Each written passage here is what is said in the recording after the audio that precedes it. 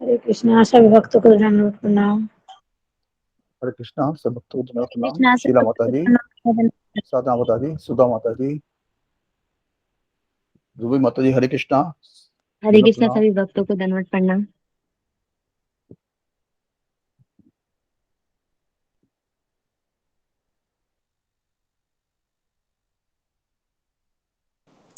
हरे कृष्णा सभी भक्तों को दंडवत प्रणाम। हरे कृष्णा विशाल प्रभु जी, हरे कृष्णा। दंडवत प्रणाम सभी भक्तों को दंडवत प्रणाम। हरे कृष्णा कृष्ण मोहन प्रभु जी, हरे कृष्णा। दंडवत प्रणाम प्रभु जी, दंडवत प्रणाम माता जी। हरे कृष्णा सभी भक्तों को दंडवत प्रणाम। हरे कृष्णा। दंडवत प्रणाम सभी भक्तों को दंडवत प्रणाम। दंडवत प्रणाम।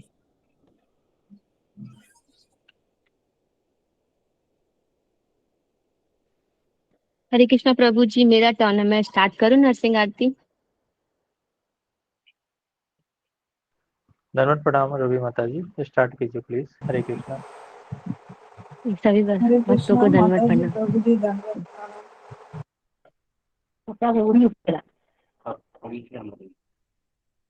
नरसिंह आरती। हरे कृष्णा सभी नमस्ते भक्तों को दंडवत प्रणाम। नरसिंहाय, नमस्ते नरसिंहाय, प्रह्लाद लाद दाहिन्या, हिरण्यकशिपु रक्षय, शीलटङ्का नखालये, यतो नरसिंह प्रतो नरसिंह, यतो यतो यामित ततो नरसिंह, बहिर नरसिंह हृदये नरसिंह, नरसिंह अधिशरणं प्रपदे, तव कर कमलवरे नखम् अद्भुत सिंहम्, दालिता हिरण्यकशिपु तन्भिङ्गम्, केशवधीता नरहरि रूप, जय जगदीश हरे, जय जगदीश हरे। जय नरसिंह भगवान की जय। हरि बोल माता। 10 नाम अपराध। भगवान के नाम जप में होने वाले 10 नाम अपराध। पहला, भगवान के प्रचार में संपूर्ण जीवन समर्पित करने वाले महाभागवतों की निंदा करना। दूसरा, शिव ब्रह्मा आदि देवों के नाम को भगवान नाम के समान अथवा उसे स्वतंत्र समझना। तीसरा, गुरु की अवज्ञा करना अथवा उन्हें साधारण मनुष्य समझना। चौथा, वैदिक शास्त्रों अथवा प्रमाणों का खंडन करना। पांचवा, हरे कृष्ण महामंत्र के जप की महिमा को काल्पनिक समझना। छठा, पवित्र नाम में अर्थवाद का आरोप करना। सातवां, नाम के बल पर पाप करना। अथवा हरे कृष्णा महामंत्र के जप को वेदों में वर्णित एक शुभ सकाम कर्म कांड के समान समझना। नौवां, असाधालु व्यक्ति को हरि नाम की महिमा का उपदेश करना। 10वां, भगवान नाम के जप में पूर्ण विश्वास ना होने और इसकी इतनी अगाध महिमा श्रवण करने पर भी भौतिक आसक्ति बनाए रखना। भगवान नाम का जप करते समय पूर्ण रूप से सावधान ना रहना भी अपराध है। प्रत्येक वैष्णव भक्त को चाहिए कि इन 10 प्रकार के अपराधों से सदा बचकर रहे, ताकि श्री कृष्ण के चरण कमलों में प्रेम शीघ्र प्राप्त हो, जो मनुष्य जीवन का परम लक्ष्य हो। हरे कृष्ण। बहुत सुंदर माता जी, धन्यवाद आपको। बहुत सुंदर माता जी, हरे कृष्ण। हरि बोल। हरे कृष्णा सभी भक्तों को दंडवत प्रणाम। हरे कृष्ण सभी हरे भक्तों को कृष्णा दंडवत सभी प्रणाम। भक्तों को दंडवत प्रणाम। हरे कृष्णा। हरे कृष्णा सभी भक्तों को मेरे दंडवत प्रणाम। हरे कृष्ण।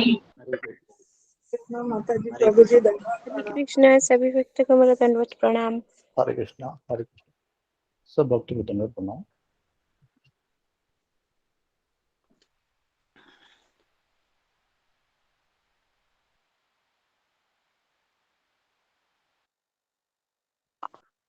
हरे कृष्णा कृष्ण कृष्ण हरे हरे, हरे राम राम हरे हरे। कृष्णा सब दंडवत प्रणाम गुरु जी, हरे दंडवत कृष्णा। प्रणाम गुरु जी। दंडवत हरे प्रणाम। कृष्ण हरे गुरु जी कृष्णा दंडवत दंडवत प्रणाम। प्रणाम। हरे कृष्णा हरे दंडवत कृष्णा। प्रणाम सब हरे कृष्ण। दंडवत प्रणाम गुरु जी। दंडवत प्रणाम सबको सभी भक्तों को दंडवत प्रणाम। दंडवत। हरे कृष्णा जी। तो हम ओके, हाँ, तो हम कीर्तन करते हैं कुछ समय के लिए, जब तक, या फिर आज किसका टर्न था बताने का? रूबी माता जी बताएंगी जी। मेरा क्या हमने सुना था उसके बारे में? हरे कृष्ण। हाँ हाँ हरे कृष्ण। बोलू गुरु जी?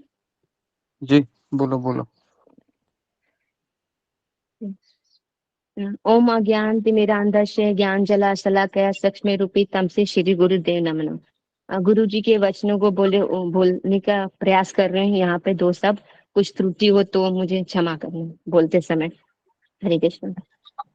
कल गुरु जी ने बताया था पहला क्वेश्चन संवाद हुई थी नशु और युधिष्ठिर महाराज के सवाल उठा था यहाँ पे। इसमें सवाल था कि कैसे मुझे पता चलेगा कि उच्च कुल का व्यक्ति कौन है। तो यहाँ पर इसके अंदर हमने चर्चा किया था कि महान जो ऋषि गौतम थे उन्होंने श्राप दिया था नविश को ये सांप बनने का। तो उन्होंने अजगर बने थे और भीम को अपने पंजों में पकड़ लेते हैं। और अजगर जो थे उनको इतना बलवान होने के बाद भी भीम छुड़ा नहीं पाते हैं। तो वहां से मुक्त होने के लिए युधिष्ठिर महाराज को सभी प्रश्नों का उत्तर देना था। उन्होंने जो श्राप मिला था अजगर ने बोला था आप जब तक युधिष्ठिर महाराज जवाब नहीं देते सही सही तो मैं तब तक मैं नहीं छोड़ूंगा भीम को। तो वहां पर सवाल पूछा जाता है युधिष्ठिर महाराज से। पूछते हैं कि ब्राह्मण होना किसे कहते हैं। तो यहाँ पर युधिष्ठिर महाराज जवाब देते हैं कि जिस व्यक्ति ने सत्य दान क्षमा तपस्या चरित्र दया जैसे गुण हो उसे ब्राह्मण कहते हैं। यहाँ पर युधिष्ठिर महाराज ने ये नहीं बोला कि जो ब्राह्मण कुल में जन्म लेता है उसको ब्राह्मण कहते हैं। उन्होंने एक डेफिनेशन बताया कि ब्राह्मण का सही डेफिनेशन क्या होता है। तो आपने यहाँ पर एग्जाम्पल देके भी समझाया था कि जो द्रोणाचार्य के पुत्र थे अश्वत्थामा, उन्होंने ऐसा गुण नहीं था, ब्राह्मण में रह के भी इन्होंने इतना गुण नहीं पाया था। तो उसका एग्जाम्पल देके आपने इसका डेफिनेशन बताया था। उसके बाद आपने दूसरा प्रश्न किया था कि जब वनवास के द्वारा जब पांडव गए थे तो वहां पर उनको प्यास लगती है। तो प्यास लगती है, थके हुए रहते हैं और झील के पास जाते हैं। तो वहां पर एक बकुला करके यश के होते हैं और उन्होंने चेतावनी देते हैं जो पानी पीने से पहले मेरे प्रश्नों के जवाब नहीं देगा तो मैं उसको पानी पीने नहीं दूंगा। तो पीने की कोशिश करोगे तो आपकी मृत्यु हो जाएगी। ऐसे ही 4 पांडव मर जाते हैं। फिर उत्तर युधिष्ठिर महाराज को एहसास होता है कि ये बगुला कोई और नहीं यक्ष है जो धर्मराज के में है। और प्रश्न पूछते हैं। और तो उन्होंने प्रश्न पूछा कि ब्राह्मण कुल में जन्म आचार्य अध्ययन शास्त्र श्रवण इनमें से कौन व्यक्ति को ब्राह्मण बनाता है। तो विनम्रता पूर्वक युधिष्ठिर महाराज जवाब देते हैं कि सही आचरण सबको सही ब्राह्मण बनाता है। हमारा आचरण कैसा है ये तय नहीं है, हम कौन से जात वाले हैं ये हमें तय करता है। आचरण से ही पता चलता है कि हम कौन से जात के हैं। तो यहाँ पर आपने एक एग्जाम्पल भी बताया था, एग्जाम्पल देके कि जो बंदर जो भगवान थे हनुमान जी बंदर के रूप में थे, उनके पास ये सब गुण थे। और आपने इसमें एक और एग्जाम्पल दिया जैसे व्यास देव का, जो उनकी माता थी जो मछुआरे की बेटी थी, इसका भी दिया था। उसके बाद आपने तीसरा क्वेश्चन पूछा था एकलव्य कौन थे। एकलव्य की हमने यहाँ पर चर्चा स्टार्ट की थी। एकलव्य एक हिरण धनवा नाम के निषाद के पुत्र थे। एकलव्य भीम समाज का लड़का था। द्रोणाचार्य ने अपने शिष्य मानने से इनकार कर दिया था। इसके बाद भी उन्होंने जिद करने के बाद भी उन्होंने द्रोणाचार्य का मूर्ति बना के उन्होंने इसका अभ्यास करने लगे धनुधारी बनने का। वहां पे यहाँ पर एक प्रसंग बताते हैं कि जब अभ्यास करते हैं पांडव लोग तो वहां पर जाके झाड़ के पीछे से उनका अभ्यास देखते और सीखते रहते हैं। और अचानक से वहां पर एक कुत्ता आता है और डिस्टर्ब करता है पांडवों के क्लासेस। तो वहां पर कुत्ते के मुंह में उन्होंने एकलव्य ने पूरी वाण मार दी, मुंह भर दिया वाणों से। तो वहां पे ऐसे भरा कि जिससे खून भी नहीं आया और पूरे वाण से भर दिया। तो सबने वहां पर आके देखा, यहाँ से द्रोणाचार्य भी सबको आश्चर्य हो गया, कौन ऐसा कुशल धनुर्धारी है जो उन्होंने ऐसे मारा है, जो कि अभी खून भी नहीं आता, और वे इतना कुशल कौन है हो सकता है। तो द्रोणाचार्य ने उसको ढूंढते ढूंढते आगे तक गए और मिला उनको एक एकलव्य। तो एकलव्य से वहां पर सब उनके शिष्य भी, पांडव भी जाते हैं। तो उसमें से अर्जुन पूछता है कि आप अपना पहचान बताए। तो एकलव्य ने अपना पहचान देते हैं। द्रोणाचार्य के शिष्य बताते हैं अपना पहचान, पूरी पहचान अपने पिता का नहीं बताते कि मैं कहाँ से बिलोंग करता हूँ। तो यहाँ पर अर्जुन ने द्रोणाचार्य से पूछा कि विनम्रता पूर्वक, आपने बोला था कि आप मुझे सिखाएं कि मैं धनुधारी बनाना चाहते हैं, तो आप ये कैसे मतलब हो गया है। तो यहाँ पर तो फिर यहाँ पर संवाद चलता है एकलव्य और द्रोणाचार्य का।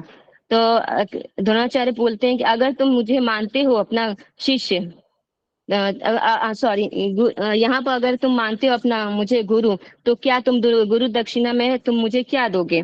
तो एकलव्य ने कहा, गुरु देव जो आप मुझे कहेंगे मैं देने के लिए तैयार हूँ। तो द्रोणाचार्य ने सोचा कि एक एकलव्य का एक अंगूठा मांग देते हैं, और बिना हिचकिचाए ये एकलव्य एक अंगूठा दे देते हैं।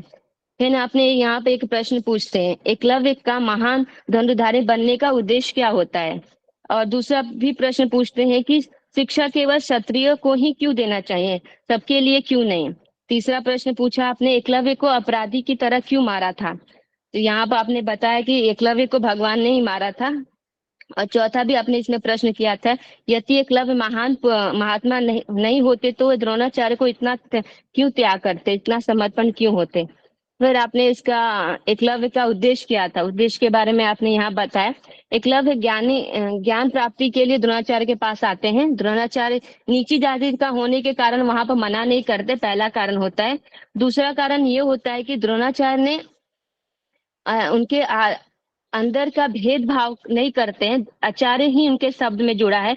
कभी भी आचार्य का ये नहीं होता कि वे कभी शिष्य को कोई भेदभाव करे। तो यहाँ पर आपने एग्जाम्पल भी दिया, उन्होंने दुष्ट दुम को भी शिक्षा दी थी, जो कि उनका शत्रु का ही पुत्र था, इसलिए उनको भी दिया था।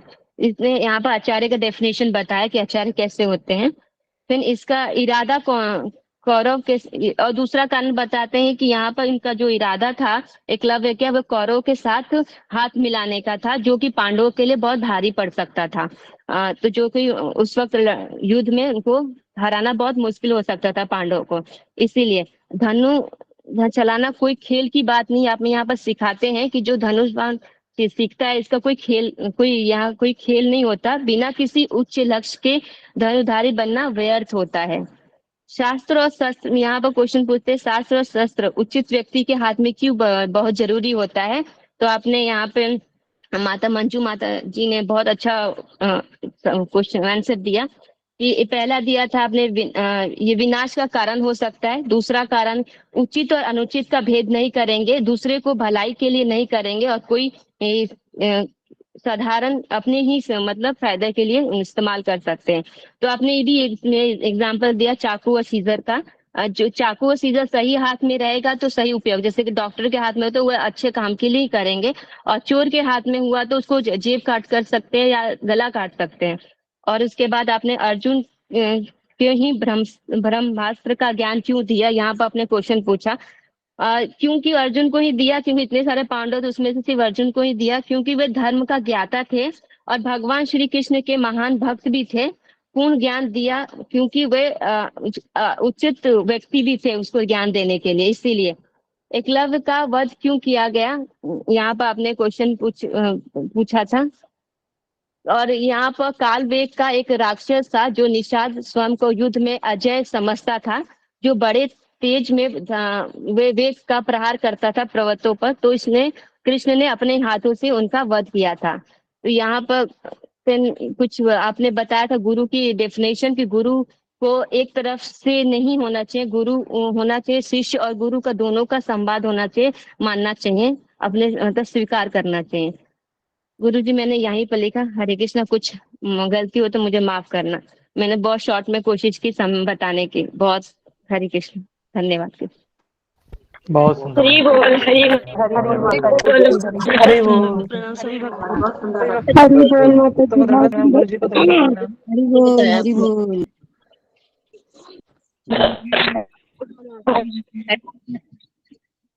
आगे बढ़ते हैं। आगे बढ़ने से पहले हम 5 मिनट कीर्तन करते हैं।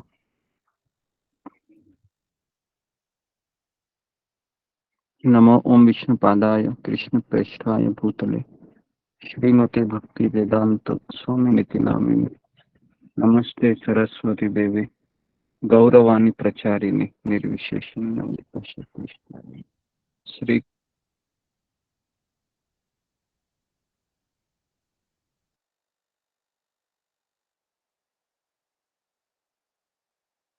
कृष्ण हरे कृष्णा कृष्णा कृष्णा हरे हरे हरे राम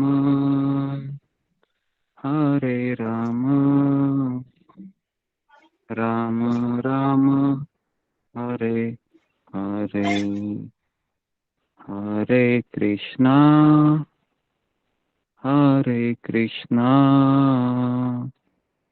कृष्णा कृष्णा हरे हरे हरे राम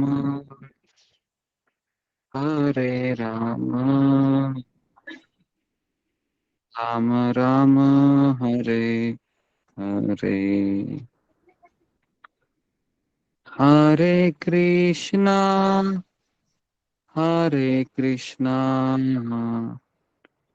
कृष्णा कृष्णा हरे हरे हरे राम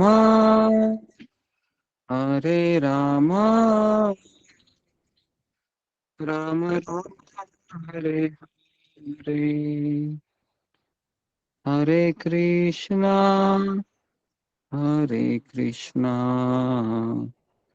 कृष्णा कृष्णा हरे हरे हरे राम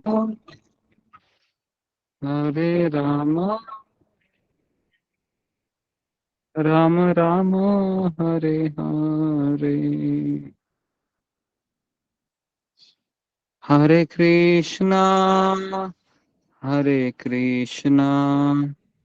कृष्णा कृष्णा हरे हरे हरे राम राम राम हरे हरे हरे कृष्णा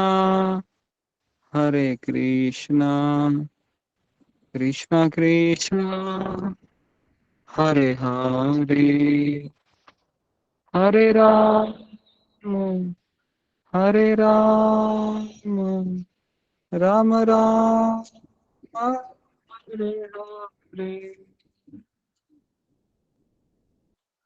हरे कृष्णा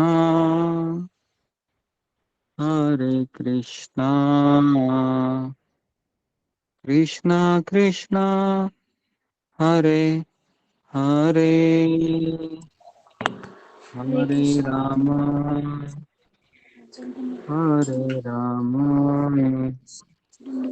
राम राम हरे हरे हरे कृष्ण। श्री श्री नाम संकीर्तन की जय। श्रील प्रभुपाद की जय। जय जय जय ओम नमो ओम नमो भगवते वासुदेवाय।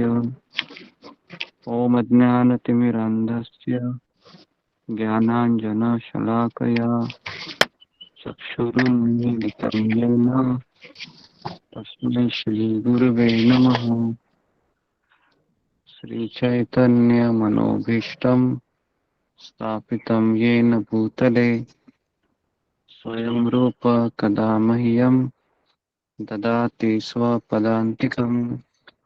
वन्देऽहं श्रीगुरुं श्रीयुतापदकमलम् श्रीगुरून् वैष्णवांश्च रूपम् सहगण रघुनाथान्वितं तं सजीवम् साद्वैतं सावधूतं परिजनास्तं कृष्ण चैतन्य देवं श्रीराधा कृष्ण पादान सहगण ललिता श्री विशाखान्विताश्च हे कृष्ण करुणा सिंधु दीनबंधु जगतपते गोपेश गोपिका कांत राधा कांता नमोस्तुते सप्तकांचन गौरांगी राधे वृंदावनेश्वरी वृषभानुसुते देवी प्रणमामि हरिप्रिये श्री कृष्ण चैतन्य प्रभु नित्यानंद श्री अद्वैत गदाधर श्रीवासदि गौरभक्त वृंद हरे कृष्णा कृष्णा कृष्णा हरे हरे हरे राम राम राम हरे हरे। हरे कृष्णा। सारे भक्तों का स्वागत है जी। तो आज से हम 12-13 दिन बाकी है, तो हम श्रीमद् भागवतम के कुछ ऐसे प्रसंगों के ऊपर चर्चा करेंगे जो अलग अलग स्कंद में आती है। तो शुरुआत करते हैं हम। भागवत का निर्माण कैसे हुआ, क्या विषय है आज का, कोई मुझे बताएगा? भागवत का निर्माण कैसे है? अर्चना श्री भागवतम की रचना कैसे हुई? रचना कैसे हो गई? ओके। और क्यों हुई? कैसे और क्यों हुई? ओके। तो आज की चर्चा को हम आगे बढ़ाते हैं। हरे कृष्णा।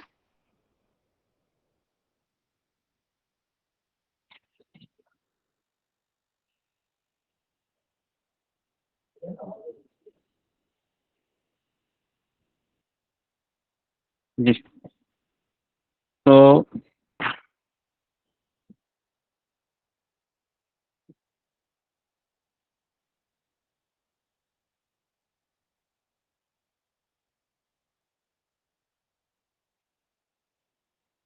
एक कथा से हम, एक प्रसंग से हम शुरुआत करते हैं इसकी।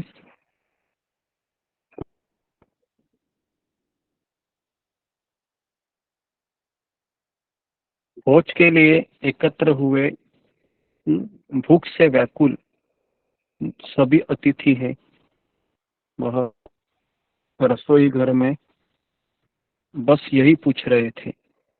सारे जितने भी सारे अतिथि आए थे भोजन करने के लिए, वो कह रहे थे कि आप ही बताइए कि आज सबसे स्वादिष्ट व्यंजन कौन सा है। तो सारे अतिथि उस रसोइये को, जो खाना बनाता है, उसको पूछ रहे थे कि आप ही बताइए आज सबसे स्वादिष्ट व्यंजन कौन सा है।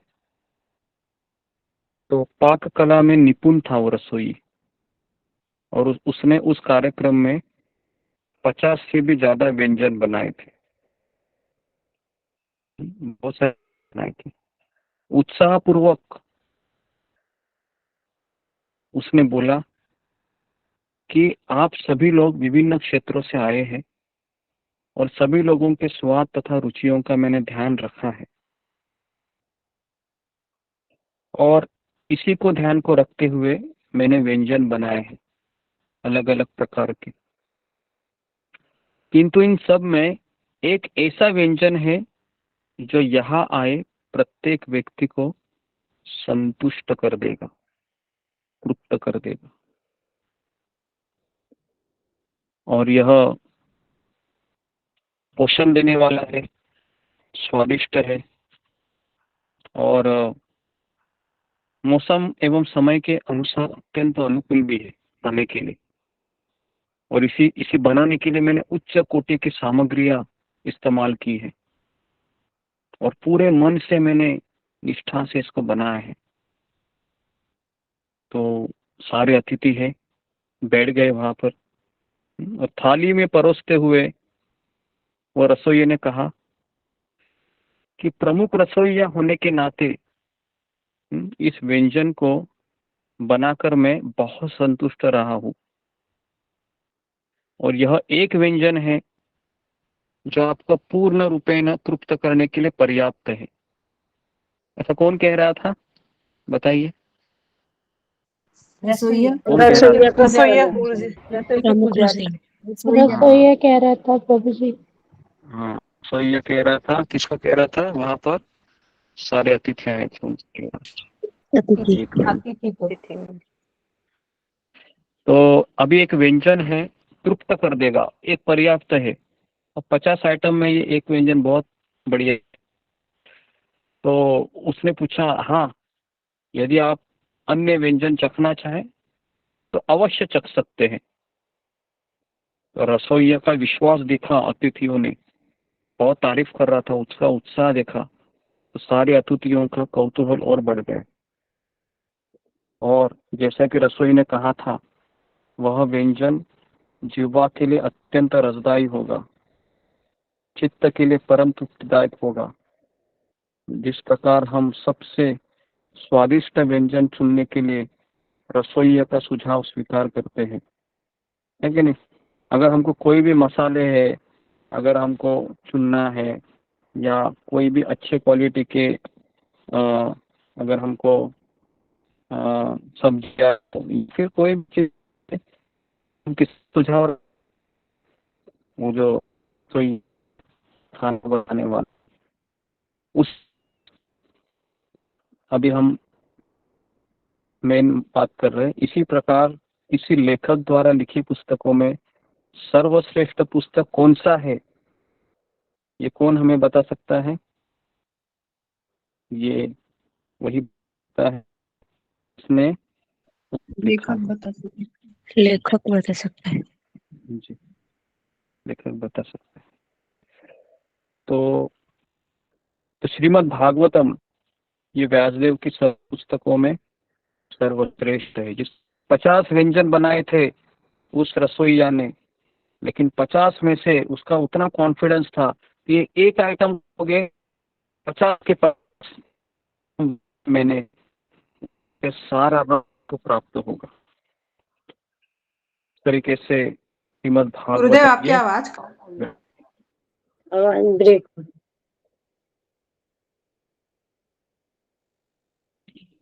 ब्रेक हो रही है। अभी आ रही है। हरे कृष्णा हरे कृष्णा हरे कृष्णा जी गुरु कृष्ण जी। कृष्ण हरे हरे। जी गुरु जी। आ रही है जी। तो श्रीमद् भागवतम व्यासदेव की सभी पुस्तकों में सर्वश्रेष्ठ है ना?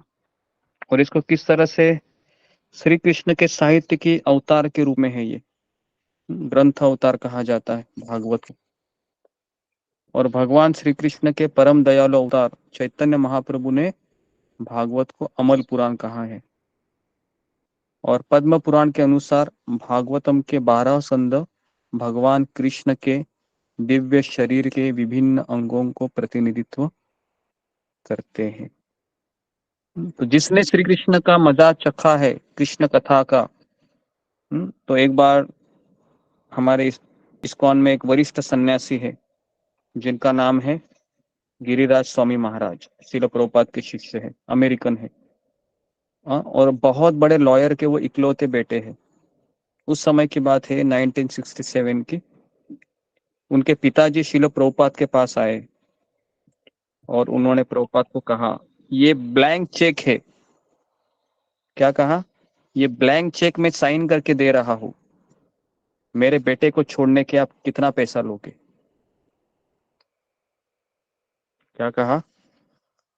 प्रभुपाद को कहा कि ये ब्लैंक चेक में दे रहा हूं आपको, मेरे बेटे को आपने ब्रह्मचारी बनाया है,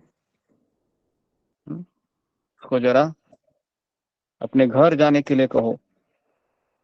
तो प्रभुपाद जी गिरिराज महाराज के पास गए तब जवान थे, उनको कहा, देखो तुम्हारे ऐसे पिताजी आए हैं, मुझे ब्लैंक चेक दे रहे, मैं क्या करूं बोलो। गिरिराज महाराज ने कहा, प्रभुपाद जी मुझे भी रख लो और उस चेक को भी रख लो। क्या कहा, मुझे भी रख लो और उस चेक को भी रख लो। तो प्रभुपाद बोले, नहीं नहीं नहीं, तुम्हारे पिताजी आए हैं ना, तो उनको जाना चाहिए, है ना, बिना बिना उनके लेने के लिए आए तो जरा जाके देखो, है कि नहीं, किस तरह से होता है। तो अभी देखो, फिर वो गिरिराज महाराज है, वो चले जाते हैं, हाँ, क्या पिताजी के साथ। और उनके पिताजी है अमेरिका के बेस्ट जो साइकियाट्रिस्ट रहते हैं, जो मनोचिकित्सक रहते हैं, है ना, उनके सामने उसको बिठाते हैं, गिरिराज महाराज को। और उसके बाद वो जो मनोवैज्ञानिक है वो प्रश्न पूछता है, बोलो तुम्हारे मन में, तुमने जितने दिन तुम रहा मंदिर में, तुमने क्या क्या सीखा। तो गिरिराज महाराज भगवत गीता के सारे श्लोक बोलते हैं उनको, है ना। तो जो कोई सवाल पूछते थे वो, तो कैसा उत्तर देते थे वो, कृष्ण भावना से या गीता से या प्रभुपाद ने जो सिखाया उस तरीके से उत्तर देते थे। आधा घंटा हो गया, है ना, वो मनोवैज्ञानिक है, बहुत भयभीत होकर पसीना पसीना होकर बाहर आया। और गिरिराज महाराज जी के जो पिताजी थे, लॉयर थे, उनको कहा, अगर मैं तुम्हारे बेटे के साथ और आधा घंटा रहूंगा तो मैं हरे कृष्णा हो जाऊंगा। समझ में आया क्या कहा, कि मैं अगर आपके बेटे के साथ रहूंगा तो मैं हरे कृष्णा हो जाऊंगा, आपका बेटा परमानेंटली इन्फेक्टेड हो गया है, उसको छोड़ दो आप अभी उधर ही। तो इस तरीके से आ, तो ये गिरिराज महाराज है ना, जो अभी वरिष्ठ, बहुत 73 ईयर्स है। तो ऐसी ऐसी भक्ति होनी चाहिए। वो साइक्रेटिस को भी देखो बोला, साइक्रेटिस को भी उसने कहा कि ऐसा हरे कृष्णा कृष्ण पूरा महामंत्र वो बोलते रहते थे, वो भी भाग गया, है ना। तो ये शक्ति है कृष्ण भावना की। ओके, तो भागवतम में कुल मिलाकर लिखिए सब लोग, 12 स्कंदों में 335 अध्याय है, टोटल है 335 अध्याय। कितने अध्याय है, 335 अध्याय है। और कितने, 335। जी, और कितने श्लोक है, 18,000। 18,000। 18,000 श्लोक है जी। कितने श्लोक है, ओके, 18,000 श्लोक है। उसके बाद भागवतम को समझना बुद्धि अथवा पांडित्यपूर्ण अनुसंधान का कार्य नहीं है। देखिए, भागवतम समझना है तो बुद्धि की आवश्यकता है क्या, तो इन्होंने कहा बुद्धि की आवश्यकता नहीं है। तो आप बोलोगे फिर किसकी आवश्यकता है, और कहा कि पांडित्यपूर्ण मतलब मैं बहुत पंडित हूँ, बराबर है। तो एक बार एक माँ है ना, अपने बेटे के साथ मार्केट जा रही थी, और जैसे ही वो हरे कृष्णा मंदिर है वहीं से गुजर रहा थे वो माँ और बेटे, तो गौराम प्रभु एक कथा बता रहे थे कि उस बेटे ने अचानक एक ब्रह्मचारी को देखा इस्कॉन मंदिर से बाहर निकलते हुए। तो उन्होंने टकला किया हुआ था पूरा चमन। तो उन्होंने कहा, बेटे ने अपनी माँ से पूछा, माँ माँ माँ, ये पूरा टकला किया हुआ ये व्यक्ति कौन है। तो माँ ने कहा, बेटा ये भूत है। क्या कहा, माँ ने कहा बेटा ये भूत है। तो अगर ये किसी इस्कॉन मंदिर में जाएगा बड़ा होके तो उसको लगेगा ये भूत बंगला है, ठीक है। तो अभी माँ ने बेटे को अच्छी शिक्षा देनी चाहिए, है ना, जब भी कोई ऐसे साधु पुरुष को देखते हैं तो भागवतम को समझने के लिए बुद्धि अथवा पांडित्यपूर्ण अनुसंधान का कार्य नहीं है। इसे समझने तथा उसके संग का पूरा लाभ उठाने के लिए दो चीजें चाहिए, बहुत इंपॉर्टेंट है। पहला है हमारी भावना और दूसरा है हमारा चरित्र। हमारी भावना और हमारा चरित्र पावन होना चाहिए। और हमारे पास तीसरी चीज, हमारे पास भक्तों का आशीर्वाद होना चाहिए, सबसे इंपॉर्टेंट।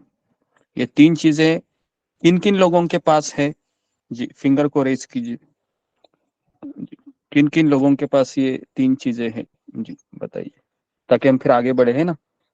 ओके जी, हाँ अभी कीजिए फिंगर को रेज कि, और आपको एक्सप्लेनेशन भी देना है अगर मैं किसी को पूछता हूँ तो। ओके, आपकी भावना, चरित्र और भक्तों का आशीर्वाद, तीन चीजें हैं जो यहाँ पर कहा है कि भागवतम समझने के लिए चाहिए। ओके जी, ओके मैं किसी एक को पूछता हूँ। ओके, सोमाकर माता जी बोलिए। हरे कृष्ण गुरु जी, दंडवत प्रणाम। भागवतम को समझने के लिए हमारी भावना, मुझे ऐसा लगता है क्योंकि हम रोज क्लास ज्वाइन करते हैं, कुछ अंदर से तो है, इसलिए हम उसको डेली ज्वाइन करते हैं। और भक्तों का आशीर्वाद है क्या, ऐसा लगा, इसका थोड़ा मुझे डाउट है गुरु जी। डाउट हरे है? कृष्ण। किसमें डाउट है आपको? भावना में, एक ही चरित्र में या आशीर्वाद में? आशीर्वाद में गुरु जी, मुझे लगता है क्योंकि आशीर्वाद में डाउट है? बाप रे बाप, मैंने कल ही क्या बताया था, इस संसार में भाग्यशाली व्यक्ति कौन है जिसको नहीं, भगवान की आपने कथा सुनने जी का जी जी जी जी अवसर मिलता है ना। जी। हाँ जी, फिर तो अब आशीर्वाद है नहीं, आपके पास? वैसा नहीं फिर कैसे? नहीं है। मुझे ऐसा लगता है कि गुरुजी ऐसे सबसे अच्छी बात होती है, बट कहीं ना कहीं खुद को बहुत वो लगता है कि शायद से कुछ कमी है गुरुजी, तो उतना हम खुल के हम नहीं कर पाते, इसलिए मुझे कभी कभी ऐसा लगता है कि बहुत ओके अभी भी कहीं थोड़ा सा मैं बैक में हूँ मैं। जी जी, हरे नहीं कृष्ण। नहीं, यहाँ पर बताया कि आपकी भावना अच्छी है, इसके लिए आप कृष्ण से जुड़ी है, बराबर है। जी दूसरा जी जी गीता में क्या कहा गया है, जिसका चरित्र पवित्र है वही कृष्ण से जुड़ सकता है। जी जी चरित्र जी भी पवित्र। और तीसरा है कि आपके पास भक्तों का आशीर्वाद है, इसके लिए, है ना, सारे भक्त हैं आपको लाइक करते हैं ना। ये डाउट है? करते हैं? नहीं नहीं, करते हैं? डेफिनेटली है गुरु जी। करते जी जी हैं? ठीक है। तो हमारी भावना, हमारा चरित्र और हमारे पास भक्तों का आशीर्वाद होना चाहिए। तो इसके लिए आशीर्वाद मांगना चाहिए ना, जैसे कि, है ना, कई भक्त हैं कुछ भी शुरू करने से पहले, हाँ, ये अच्छा रहता है कि मुझे आशीर्वाद दीजिए। इस तरीके से कोई भी काम की शुरुआत करने से पहले, है ना, हमें आशीर्वाद लेना चाहिए। इसके लिए हम प्रार्थना करते हैं ना, मंगलाचरण। सबसे पहले हम गुरु को प्रणाम करते हैं, रूप गोस्वामी को प्रणाम करते हैं, पूरी गुरु शिष्य परंपरा के हम आशीर्वाद मांगते हैं, क्योंकि हम ये सत्र पे चलाने का हमारा कोई अधिकार नहीं है। ये सब उन्हीं के देन है जो भी हम यहाँ पर चर्चा करते हैं। तो इसके लिए हम पहले उनसे प्रार्थना करते हैं कि आप मुझे परमिशन दीजिए। ओके, इस तरीके से। ओके, तो ये तीन चीजें चाहिए। उसके बाद ओके, अभी हम प्रवेश करते हैं कि किस तरह से भागवत का उदय हुआ। तो आप पाप रहित है, यहाँ से शुरुआत होती है। आप समस्त शास्त्र एवं इतिहासों में पारंगत है। आप ज्येष्ठ विद्वान है, साथ ही आप अत्यंत मृदु है, पवित्र है, सरल एवं शरणागत है। तो ये डायलॉग किसने बोला है? शौनक आदि ऋषि है, सूत गोस्वामी की प्रशंसा करते हैं। तो जो व्यासासन बैठा होता है, पहले तो उसकी प्रशंसा की जाती है, और उसके बाद फिर वह कहता है कि आप अपने मुखारविंद से हमें बताइए, हमारे कान है वह लालायित है भगवान के बारे में सुनने के लिए। आप बोलते जाइए, हमारे कान थकेंगे नहीं। हम बहुत उत्सुक है और इसलिए हम नैमिषारण्य की जगह पर एकत्रित हुए। तो भागवतम है ये। सबसे पहले किसने किसको कहा? तो सबसे पहले भागवतम फिर उन्होंने सुत परीक्षित जी को बोला। गोस्वामी ने महाराज। सबसे पहले भागवतम ब्रह्मा जी ने भगवान श्री कृष्ण ने ब्रह्मा जी को कहा, तेने ब्रह्मा हृदय आदि कवये मुह्यंति यत् सूरय। सबसे पहले भागवत किसने किसको कहा? कृष्ण ने किसको कहा? ब्रह्मा जी को। जी। उसके बाद ब्रह्मा जी ने किसको कहा? नारद मुनि को। नारद मुनि को। Very good. फिर नारद मुनि ने किसको कहा? व्यासदेव को। व्यासदेव को। और फिर व्यासदेव जी ने अपने पुत्र सुखदेव जी को कहा। सुखदेव गोस्वामी को कहा। जी जी जी जी जी। और फिर सुखदेव गोस्वामी ने किसको कहा? परीक्षित महाराज को। परीक्षित महाराज को कहा। Okay, very good. और फिर ओके, और उसके बाद फिर परीक्षित महाराज जब सुन रहे थे तो उसमें कौन बैठे थे? श्री सुत गोस्वामी। सूत गोस्वामी बैठे थे। ओके, सूत गोस्वामी ने किनको कहा? 88,000 ऋषि मुनियों को। 80,000 ऋषि मुनि वो नैमिषारण्य के। नैमिषारण्य के ऋषि मुनि। 88,000 ऋषि मुनि। जी जी जी जी। तो उस तरीके से फिर हमारी परंपरा श्रील प्रभुपाद ने फिर अपने शिष्यों को कहा, है ना। तो इस तरह से ये परंपरा से भागवतम आता है। तो अभी ऋषि मुनि है, अत्यंत आतुर है। तो ये पहला लक्षण है, जो श्रोता होता है आतुर होना चाहिए। कैसे आतुर होना चाहिए? जिस तरह से पैसा पानी के लिए होता है, जिस तरह से भूखा खाने के लिए होता है। क्या आप सब लोग वैसे पैसे हैं, भूखे हैं? बताइए, है या नहीं है? है या नहीं है? है। जी गुरुजी। जी हाँ। क्योंकि आप लोग कितने लोगों ने सुना है कि खाना तभी हजम होता है जब आपको भूख लगती है। सुना है आपने? खाना तभी हजम होता है जब भूख लगती है। तो भागवत कभी हजम होगा? जब हमको भूख लगेगी, है ना। ओके, तो इसके लिए बहुत जरूरी है कि मुझे भूख लगी है भागवतम की, या मैं ये सोच रहा हूँ रोज मैं खाना खा रहा हूँ भागवत का, पेट पूरा भर गया है अभी गुरुजी, अभी कहा जगह ही नहीं है। ऐसा कितने लोगों का कहना है? नहीं, किसी का कहना नहीं। चलो, तो ओके, तो मैं ऐसा आशा करता हूँ कि यहाँ पर भी 88 ऋषि मुनि जमे, ऐसा लग रहा है टोटल। अभी वहां पर तो 88,000 थे, तो यहाँ पर 88, बिल्कुल एकदम डॉट नंबर आया है। अच्छा है। तो इस तरीके से यहाँ पर 88 ऋषि मुनि है। तो ओके, तो अभी हम शुरू करते हैं किस तरह से भागवतम की रचना हुई। ये पहला टॉपिक लेते हैं और उसके बाद फिर हम धीरे धीरे धीरे धीरे आने वाले 15 दिन में अजामिल का प्रसंग भी हम आपको बताएंगे, अजामिल का। उसके बाद गजेंद्र मोक्ष के ऊपर भी हम एक दिन कथा करेंगे। उसके बाद फिर जो प्रहलाद महाराज का 7वां स्कंद है, देखते हैं हम कहाँ तक जाते हैं, भगवान की क्या योजना है। ओके जी। तो ऋषिगण अत्यंत आतुर है। ये पहला स्कंद बोल रहे हैं आप? कौन सा स्कंद है आपका? पहला स्कंद से लिया है ना। अभी भागवत शुरू करेंगे तो पहले स्कंद से करेंगे, है ना। तो ऋषिगण अत्यंत आतुर थे। कृष्ण के तिरोधान को कुछ दशक बीत चुके थे। मतलब कितना समय हुआ था कि कुछ 30 साल, 40 साल, 50 साल हुए होंगे कि भगवान श्री कृष्ण गोलोक धाम में चले गए हैं लीला को खत्म करके। कलयुग का आगमन हो रहा था। अभी कलयुग का आगमन हुआ है या होने वाला है? क्या लगता है आपको? हो चुका है गुरु जी। होने वाला है। होने वाला है। होएगा। होने वाला है। मतलब द्वापर की होने छाया वाला में है। द्वापर की संध्या वेला है अभी। द्वापर की संध्या चल रहा है। ओके, देखिए देखिए, इसको आप कैलकुलेट कीजिए कि 4,32,000 के जो 10% होता है वो कितना होता है? 43,200 साल, बराबर है 10%। तो जब कलयुग के 43,000 ईयर्स चले जाएंगे तब कलयुग एक्चुअल में शुरू होगा। और आप सोच रहे होंगे अभी ही मुझे इतना सब कुछ दिखाई दे रहा है, तब क्या होगा, है ना? लेकिन आप चिंता मत कीजिए, वो देखने के लिए हम यहाँ नहीं रहेंगे, है ना? लेकिन भक्ति नहीं हुई तो आना पड़ेगा, रहेंगे। देखना पड़ेगा।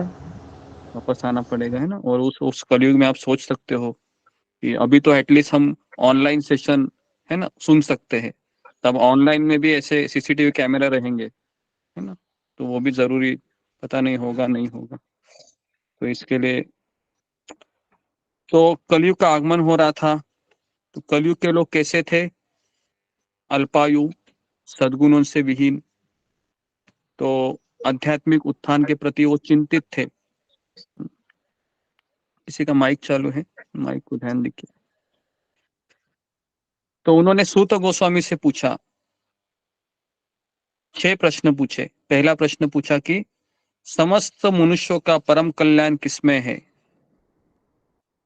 जी, कितने लोगों को लगता है कि समस्त मनुष्य का परम कल्याण बड़ी सैलरी कमाने में है, या बड़ा पीएचडी डॉक्टर इंजीनियर बनने में है, या मनुष्य का परम कल्याण है ना, अच्छा पति अच्छा पत्नी की खोज करने में है, जिससे मैं आने वाले साल को बहुत अच्छे से, है ना, बना सकूं, या मनुष्य का परम कल्याण अच्छा पुत्र प्राप्त करने में है जो माँ बाप का नाम रोशन करे? कितने लोगों को ऐसा लगता है? कोई है तो बताइए। नहीं है, ओके। तो इस तरीके से तो सुत गोस्वामी इस प्रश्न का उत्तर देते हैं कि मानव का सर्वोच्च धर्म है भगवान कृष्ण की अहैतुकी तथा अप्रतिहता भक्ति करना। ये 2 शब्द बहुत महत्वपूर्ण है। भक्ति कैसे प्राप्त हुई है, इसका कोई फॉर्मूला है क्या? शास्त्र में दिया है कोई फॉर्मूला कैसे भक्ति प्राप्त होती है? A+B+C=A+C,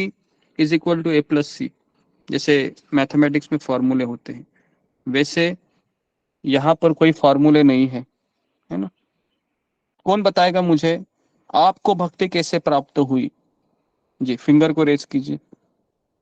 सबसे $1 मिलियन क्वेश्चन है कि आपको भक्ति कैसे प्राप्त हुई, या अगर मुझे भक्ति प्राप्त हुई है इसका कारण क्या है? ममता पाल। हरे कृष्णा गुरु जी, दंडवत प्रणाम। गुरु जी, मुझे लगता है एक भक्त की कृपा से मुझे भक्त प्राप्ति हुई है। और कैसे प्राप्ति हुई तो मेरा, आप बताते हैं कि सुकृति इकट्ठा होने से प्राप्त होते हैं। जब हमारी सुकृति 99 के ऊपर 100 हो जाते हैं तभी हम भक्ति में आते हैं। हरे कृष्णा गुरु जी, दंडवत प्रणाम। ओके, तो जी, तो ये इन्होंने सही उत्तर दिया है कि भक्ति ये भक्त की कृपा से मिलती है और कोई फॉर्मूला नहीं है। पुण्य कर्म करके भक्ति मिल सकती है, समाज सेवा करके, निस्वार्थ भाव से। निस्वार्थ भाव से अगर हम किसी की सेवा करेंगे तो भक्ति मिल सकती है। जी, फिंगर को रेज कीजिए अगर ऐसा लगता है। नहीं, ओके। तो भक्ति मिलने के लिए क्या पात्रता है? एक बार तमाल कृष्ण महाराज ने श्रील प्रभुपाद से पूछा, हम अमेरिकन है, यूरोपियन है, बचपन से गाय का मांस खाते हुए, शराब पीते हुए, अवैध संबंध करते हुए हम बड़े हैं, जवान हुए हैं। हमारी क्या योग्यता थी श्रील प्रभुपाद जी कि हम इस गुरु शिष्य परंपरा से जुड़े हैं, भगवान की माला का जप कर रहे हैं, कथा सुन रहे हैं, चैतन्य महाप्रभु को जान पा रहे हैं, समस्त वैष्णवों की सेवा करने में लगे हैं, क्या हमारी योग्यता है? प्रभुपाद ने बहुत विनम्रता से उनको कहा कि तुम्हारी कोई योग्यता नहीं है। क्या कहा? तुम्हारी कोई योग्यता नहीं है। फिर प्रभुपाद ने क्या कहा, मैंने तुमको योग्य बनाया है। तो बहुत जरूरी है इस उत्तर को समझना। जब जब हमको लगता है कि मैं एकादशी का व्रत कर रही हूँ या मैं कर रहा हूँ, सुबह उठ रहा हूँ, 64 माला हो रहे हैं, तब तब ये जो डायलॉग है इसको याद करना चाहिए हमें कि मेरी कोई योग्यता नहीं है, मुझे किसी ने योग्य बनाया है।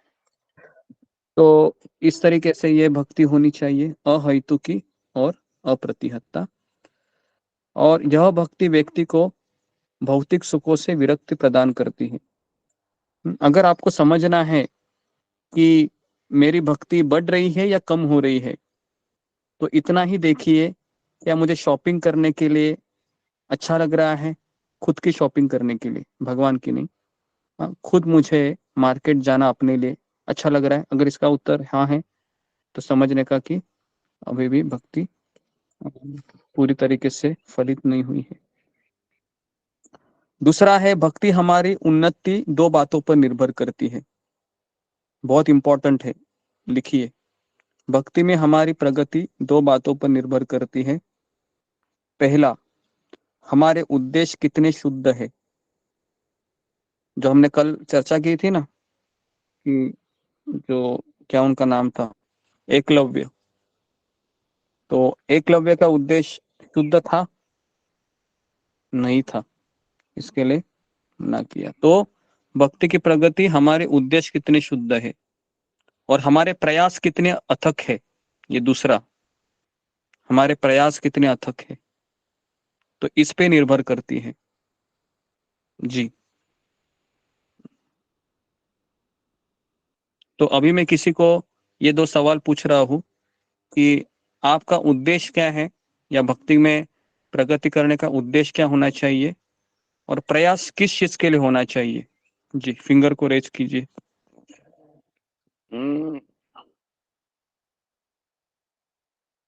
जी, मंजू सिंह।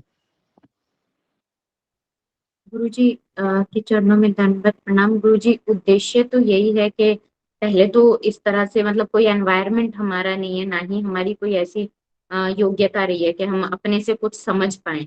जब हम जो है सत्संग के सानिध्य में आए, आपके आशीर्वाद से हमें चीजों को जानने का मौका मिला, तो अब जो उद्देश्य है वो यही समझ में आता है कि हमें कोई मतलब ऐसी शक्ति नहीं है, हम आपके साथ जुड़े रहें।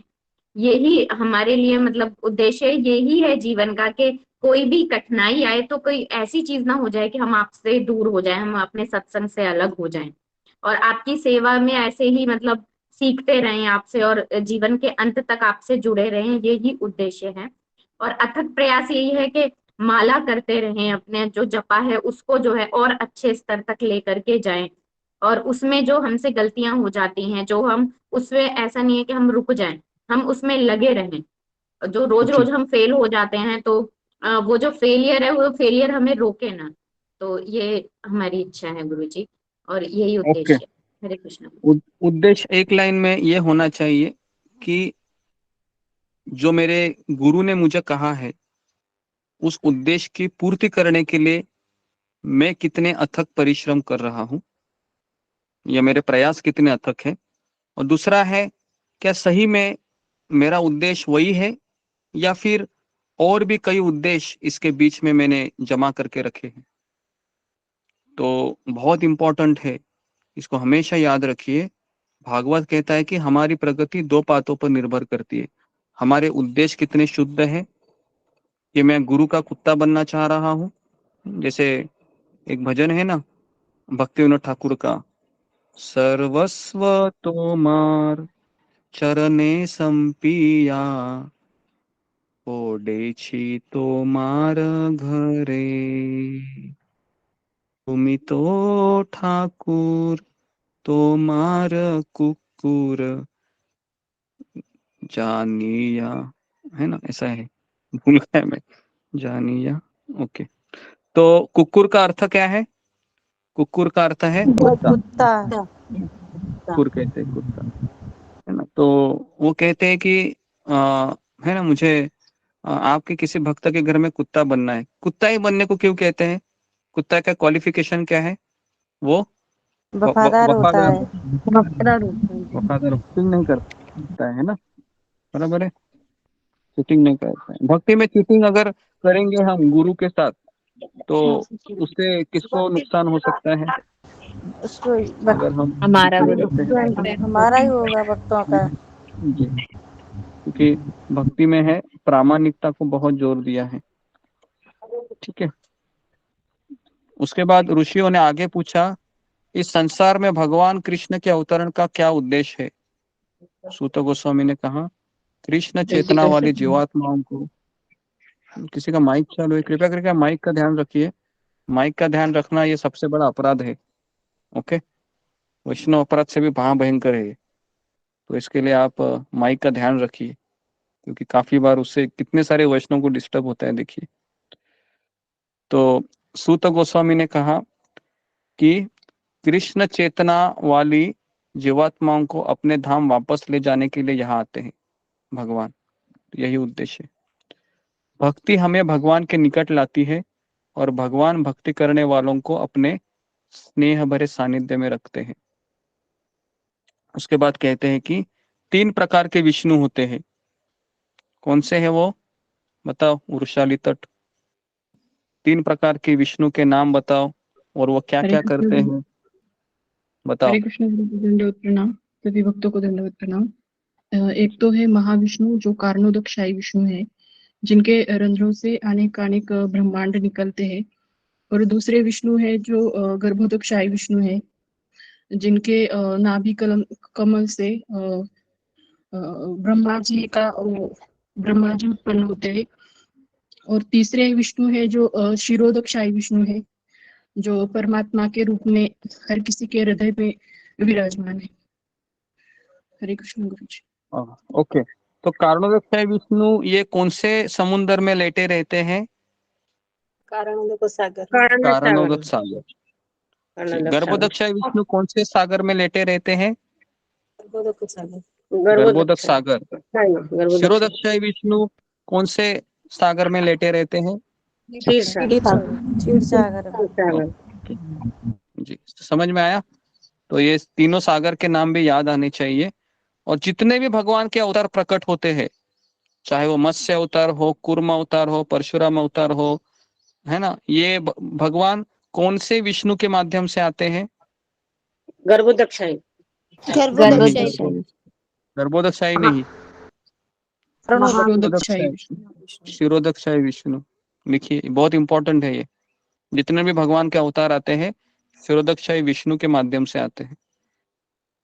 ओके जी। उसके बाद अभी इतने सब प्रश्न उत्तर होने के बाद अचानक शौनक आदि ऋषि पूछते हैं कि सूत गोस्वामी, एक बात तो हमने पूछना भूल ही गए आपको, कि क्या भागवत कह रहे हैं हमको, लेकिन हमें जानने के लिए बहुत उत्सुक है कि ये व्यासदेव जी ने भागवत कब कहा तथा किसकी प्रेरणा से रचना की। तो प्रेरणा बहुत जरूरी है। एक बार राधानाथ स्वामी महाराज को किसी रिपोर्टर ने सवाल पूछा कि आप इतने बड़े सन्यासी हैं इस्कॉन के, और आप कहते हैं कि सारे धर्म सारे शास्त्र यही कहता है भगवान से प्रेम करो, और आपका धर्म है जू धर्म के हो, आपका भी धर्म तो यही कहता है, तो आपने जू धर्म छोड़कर इस्कॉन में क्यों चले गए? क्यों आपने यहाँ पर जाना उचित समझा? तो परम पूज्य राधानाथ स्वामी महाराज ने बहुत सुंदर जवाब दिया।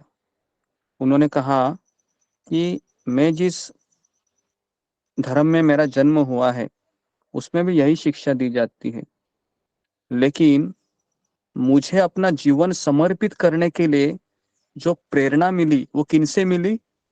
ऐसी भक्ति वेदांत स्वामी प्रभुपाद जी से। इसलिए मैंने इनको अपना गुरु माना, और मेरे गुरु कहते प्रचार करो, तो इसके लिए मैं भी इस्कॉन का प्रचार करने में लगा हूं। तो इसलिए उन्होंने बहुत सुंदर जवाब दिया कि आप ये मत सोचिए कि कौन से धर्म से मैं बिलोंग करता हूं और कौन से धर्म से अभी मैं प्रचार कर रहा हूं। आप ये समझिए कि जिस व्यक्ति ने मुझे प्रेरणा दी कि अपना जीवन समर्पित करने के लिए, तो इन्हीं के कारण मैं इस धर्म के प्रचार में लगा हूं, इसलिए मुझे ये व्यक्ति बहुत इंपॉर्टेंट है। समझ में आ रहा है? इस तरह से जवाब दिए, बहुत इंपॉर्टेंट है हमको समझना, क्योंकि हम भी इस आंदोलन में जुड़े हैं, लेकिन हमको भी तो किसी ने प्रेरणा दी ना, बिना प्रेरणा के कुछ नहीं होता है। तो इसी तरीके से ये सवाल पूछा है अभी सूत गोस्वामी ने को कि कब कहा, किसकी प्रेरणा से भागवतम की रचना हुई। तो अभी भागवतम की रचना कैसे हुई उसके अंदर हम प्रवेश करेंगे। थोड़ा सा सेशन अभी लेंथली रहेंगे क्योंकि भागवत पे हम जा रहे हैं। भागवत कितने समय चली थी याद है आपको? 7 दिन और 7 रात। जी बराबर है ना, 7 दिन 7 रात चली थी। और ये सारे जितने भी ऋषि मुनि आए थे, ये सब अपना अपना टिफिन पैक करके नहीं निकलते थे, है ना, चलो भाई दोपहर में अभी लंच टाइम हो गया, खा लेते हैं, है ना, रात को भी खिचड़ी खाएंगे सो जाएंगे, है ना। ऐसा नहीं कि परीक्षित महाराज जी वहां पर बिना सोए सुन रहे थे। सारे ऋषि मुनि इंस्पायर हो गए कि परीक्षित महाराज बिना खाए बिना पिए, हम बिना खाए बिना, देखो बिना खाए बिना पिए रह सकते, लेकिन बिना सोए रह सकते हैं क्या? क्या लगता है आपको? बिना सोए रह सकते? बिना सोए रहना कठिन है। एक बार बिना खाए बिना पिए रह सकते हैं, बिना सोए कठिन है ना। कभी कभी भागवतम इतनी मधुर हो जाती है ना, तो श्रोताओं का, है ना, जो सिर है ऐसे गिरने लगते हैं ऐसे, है ना। तो ऐसा नहीं होना चाहिए। तो कहा जाता है कि भागवतम में अगर हमारा ध्यान नहीं है तो ये भी एक अपराध है। तो हमें ध्यान देना बहुत जरूरी है, क्योंकि भागवतम ये कौन है? स्वयं भगवान भगवान श्री कृष्ण। इसके लिए भागवतम। तो गुरुजी कभी कभी क्लास के टाइम पर खा लेते हैं तो वो अपराध हो जाता है। नहीं, अभी ये सवाल जवाब मत पूछिए, है ना। मुझे पता है कोई भी मैं बोलता हूँ तो काफी लोगों के मन में सवाल होते हैं, अरे बाप रे मैं तो ये करता हूँ, अभी मैं क्या करूँ, है ना जी। तो जनमानस के प्रति करुणावश व्यासदेव ने ज्ञान के अथाह भंडार वेद को 4 सरल सुगम्य भाषाओं में विभाजित किया। तो सबसे पहले वेदों को 4 भागों में किसने विभाजित किया?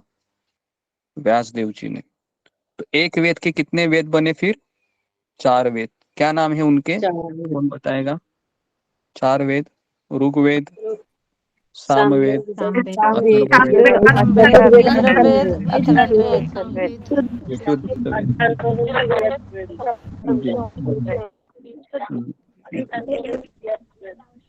तो उन्होंने फिर किसकी रचना की?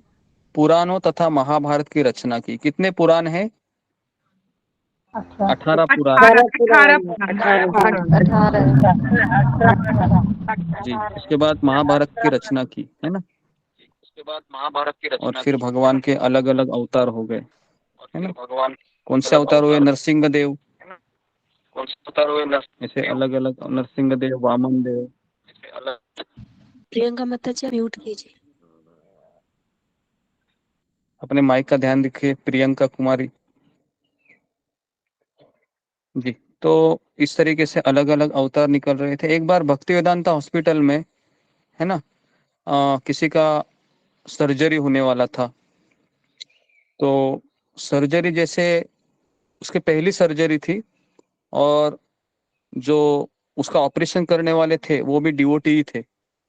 और ठीक उसके जब ऑपरेशन थिएटर में उसको अंदर लिया गया तो उसके पीछे थे नरसिंह भगवान का फोटो था। और नरसिंह भगवान का इस तरीके से फोटो था कि हिरण्यकश्यप को गोदी में लिए थे और पूरा अंदर, है ना, हाथ डाल के उसके आंतड़ी है सब निकाल रहे थे। तो जब उस पेशेंट ने उस तस्वीर को देखा तो उसके मन में काफी सवाल उठ गए, और उसने फिर डॉक्टर को पूछा, डॉक्टर ये कौन है? अभी डॉक्टर है वो, कभी प्रचार करने, वो भी भक्त था, प्रचार करने का मौका मिला तो उन्होंने भी कहा कि ये दुनिया का पहला ऑपरेशन हुआ था, पहली सर्जरी हुई थी। तो पेशेंट कहता है कि डॉक्टर साहब इसका नतीजा क्या निकला? तो डॉक्टर कहता है ऑपरेशन मर गया। सक्सेसफुल रहा, लेकिन पेशेंट है वो मुक्त हो गया। क्या कहा? डॉक्टर ने कहा कि ऑपरेशन सफल रहा, लेकिन पेशेंट मुक्त हो गया। तो उसने फिर डॉक्टर को कहा कि मुझे मुक्त नहीं होना है ना, मुझे इतने जल्दी मुक्त नहीं होना है, मुझे आप है ना ऑपरेशन भी सफल करा दीजिए, है ना। तो उसके बाद कहा कि ठीक है, फिर उसके लिए आपको माला करना होगा। क्या आप माला करोगे ऑपरेशन सफल होने के बाद? हाँ हाँ हाँ, मैं माला करूंगा। तो इस तरीके से नरसिंह भगवान को देखते देखते ही उसको एनेस्थेशिया दिया गया, और उनको देखते देखते उसकी आंखें ऐसे बंद हो गई, है ना। तो जी, तो इस तरीके से नरसिंह अवतार है, वामन अवतार है, मत्स्य अवतार है, इस सारे अवतार को लीला अवतार कहा जाता है। वैसे भगवान के कितने अवतार है? 10 तो भागवत में आता है जैसे 24 24 इनका 24 अवतार नहीं है है, तो 20 भी नहीं है। युगावतार, भागवत में कहाँ मन्वंतर, है? जिस तरह से, जी जी, वो तो अवतार की कैटेगरी है, लेकिन भागवत कहता है कि जिस तरह से समुन्दर की लहरें हैं वो कभी खत्म हो सकती है क्या? समुन्दर नहीं। की लहरें नहीं। नहीं हो सकती। तो उसी प्रकार से भगवान की जो अवतार है वो आते ही रहते हैं, है ना। अगणित अवतार है भगवान के, लेकिन मुख्य रूप में 24 अवतार बताए गए हैं। ओके, तो इस तरीके से फिर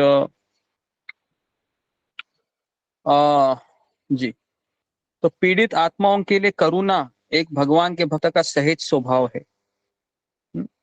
तो भक्त का सबसे बड़ा गुण कौन सा होता है? करुणा। करुणा। करुणा। जी, तो करुणा है ये भगवान का भक्त का सहज स्वभाव है, और इसलिए भगवान को क्या कहा जाता है? हे कृष्ण करुणा करुणा सिंधु दीन दीन बंधु बंधु जगत जगत करुणा सिंधु है। तो ये भगवान है। तो इसके लिए भक्त से काफी लोग क्या अपेक्षा रखते हैं? तुम माला जप करते हो और गुस्सा भी करते हो, ये कैसे हो सकता है? बराबर है, काफी लोगों का यही सवाल होता है। तुम माला करते हो उस करुणा सिंधु की, अरे मेरे ऊपर करुणा करो ना। तो लेकिन उनको कहने का कि करुणा सिंधु नरसिंह भगवान भी है, उन्होंने भी करुणा की थी। है ना। अब वैसी करुणा करोगे वे तो वो घबरा जाएंगे। ओके, तो इसके लिए घर के लोगों को लगता है कि ये प्याज लहसुन नहीं खाता है, मांस मछली नहीं खाता है, तो गुस्सा क्यों इतना करता है? अरे इसका ये मतलब है क्या प्याज लहसुन नहीं खाना है इसके लिए गुस्सा ही नहीं आएगा? हाँ? अरे शाकाहारी तो देखो, हाथी वगैरह वो भी शाकाहारी है, उनको भी गुस्सा आता है ना। तो लोगों का ये एक रहता है कि आप माला जपते हो, प्याज लहसुन भी नहीं खाते हो, चाय कॉफी नहीं पीते हो, तो इतना गुस्सा क्यों आता है? देखिए, गुस्सा का और इसका कुछ कनेक्शन नहीं है, चाय कॉफी का, प्याज लहसुन का, है ना। गुस्सा तो आएगा ही जब हमारी कोई बात नहीं मानेगा। ओके, तो जी, तो इस तरीके से करुणा ये भक्त का सहज स्वभाव है। और फिर वहां पर व्यासदेव जी स्वार्थ रहित प्रयासों के बाद अपने हृदय में अपूर्णता का अनुभव करते हैं। तो ये इस संसार में सबसे बड़ा हमारा वीक पॉइंट है। इस संसार में भगवान ने हमारा हृदय इस तरह से बनाया है कि इस हृदय में जब तक भक्ति का संचार नहीं होता है, किसी शुद्ध भक्त से भेंट नहीं होती है, तब तक इस हृदय में अपूर्णता का अनुभव होता रहता है। और हम जब गुरु शिष्य परंपरा से जुड़ जाते हैं तो फिर वो पूर्णता हो जाती है। लेकिन फिर भी समस्या ये हो जाती है कि अगर हमें भगवान की कृपा को, अगर हमको एकत्रित करके उसको संभाल के रखना है, तो उस बर्तन को क्या नहीं होने चाहिए? छेद नहीं होने चाहिए। बराबर है। अगर मैं आपको कुछ दे रहा हूं, है ना, मैं मान लो आपको पानी दे रहा हूं और आपको कह रहा हूं इस पानी को संभाल के रखो, और आप अचानक एक घड़ा लेके आते हो और मैं आपको पानी दे रहा हूं, लेकिन उस घड़े में क्या है, बहुत छेद है, तो क्या होगा, वो पानी रहेगा क्या? पानी नहीं रहेगा, चला जाएगा, है ना। तो ये कृपा भी ऐसी ही है, हमें कृपा मिली है, क्या लगता है सबको कृपा मिली है? सबको कृपा मिली है, मिली है मिली क्या? है नहीं तो गुरुजी, आप यहाँ पर मिली क्यों आते है, थे? कृपा मिली है। कृपा आप सबको मिली है, लेकिन अगर इस कृपा को संभालने के लिए मेरा हृदय में अगर छेद है, तो क्या वो कृपा वहां पर रह सकती है बहुत समय के लिए? नहीं रह सकती गुरु। नहीं रह सकती है। तो इसलिए उस छेद को हमको नहीं, उस हमारे हृदय को छेद नहीं होने चाहिए। तो इसके लिए वो घड़ा है, हृदय है, वो किससे बना होना चाहिए? विनम्रता से, सहनशीलता से, कृतज्ञता से, है ना। इससे वो घड़ा है, वो हृदय है, वो भरा होना चाहिए। नहीं तो क्या होगा, रोज क्या कृपा बात है, आज मिलेगी कोई ऑर्डर नहीं आ रहा? और आज किसी का रोज पास हुआ? कृपा चली जाएगी, है ना। तो इस तरीके से ये होता रहेगा। तो जी, तो बाह्य अपूर्णताओं से भरे आध्यात्मिक ग्रंथ त्रुटिहीन सांसारिक साहित्य से कहीं अधिक श्रेष्ठ होते हैं। आध्यात्मिक साहित्य हमारी चेतना को उठाते हैं और हमारे जीवन के उद्देश्य का ज्ञान देते हैं। तो इसके लिए लाइब्रेरी में, हम कोई भी लाइब्रेरी में प्रवेश करते हैं तो उसमें कौन सी किताबें होती है? कुछ नॉवेल्स होते हैं, हैरी पॉटर, उसके बाद, है ना, जीवन के सफल होने के 10 नुस्खे, है ना, ऐसे कई कई आपको मोटिवेशनल किताबें मिलती है लाइब्रेरी में, है ना। लेकिन आध्यात्मिक साहित्य हमारी चेतना को उठाते हैं आगे, जबकि सांसारिक साहित्य हमारे विचारों को दूषित करते हैं। भक्ति किसी का जीवन भी परिवर्तित कर सकती है। इसे सिद्ध करने के लिए फिर नारद मुनि अपनी पूर्व जन्म की कथा सुनाते हैं। तो अभी नारद मुनि आते हैं, जब व्यासदेव जी असंतुष्ट होते हैं, तो व्यासदेव जी की माँ अगर आती थी तो उनकी संतुष्टि चली जाती थी क्या? बताइए। किसी को लगता है ना, मेरी माँ आएगी, मेरी असंतुष्टि चली जाएगी, मुझे माँ चाहिए। पिताजी कहाँ है? लेकिन व्यासदेव जी को कौन चाहिए थे? उनके गुरु चाहिए थे। गुरु चाहिए। तो उनके गुरु का आगमन हुआ, नारद मुनि। और नारद मुनि जैसे ही आए, कहा कि सुनो अभी, सुनो, मेरी कहानी सुनो अभी, मैं कैसे भक्ति में आया। कहते मैं एक दासी का पुत्र था, किंतु सौभाग्य से मुझे कुछ शुद्ध भक्तों का संग प्राप्त हुआ और मैंने उनकी सेवा की। देखिए, जब तक हम सेवा नहीं करते हैं ना, वो ज्ञान भीतर प्रवेश नहीं करता है। तो हमें तन, शरीर, मन, आज्ञा का पालन करना, और धन, धन से कुछ हम भक्तों की सेवा करना, या प्रसाद के लिए कुछ धन भेजना, इससे हमें सेवा करनी चाहिए। तन मन धन, है ना। क्योंकि सेवा के बिना ये ज्ञान अंदर प्रवेश नहीं करता है। तो नारद मुनि कितने साल के थे तभी? 5 साल के बालक थे, 5 साल के थे, 5 साल। है ना। 5 साल के बालक थे, उन्होंने उनकी सेवा की, और सेवा करते करते उनसे श्रवण किया, सुना, और सुनने के बाद उनका उच्छिष्ट खाया, है ना। उच्छिष्ट खाने का अर्थ क्या है? जी, कौन मुझे बताएगा? झूठा। उच्छिष्ट, जी, वो मुझे भी पता है। अरे, मुझे भी पता है वो झूठा खाना, लेकिन लेकिन उसका लेकिन उसका तात्पर्य क्या है? कौन मुझे बताएगा? जी, फिंगर को रेस कीजिए। हाँ, बताइए। हाँ, हाँ, अभी अभी रेस कीजिए कि उच्छिष्ट खाने का अर्थ क्या है और उच्छिष्ट क्यों खाना चाहिए। ओके, जी, जी, बिस्मिता रानी।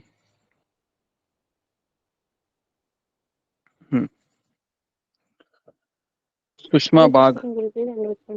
हाँ, बोलो जल्दी उच्चिष्ट जल्दी। मतलब उच्चिष्ट करने का मतलब उनका आज्ञा पालन करके उनका प्रसाद खाना और जी, ओके।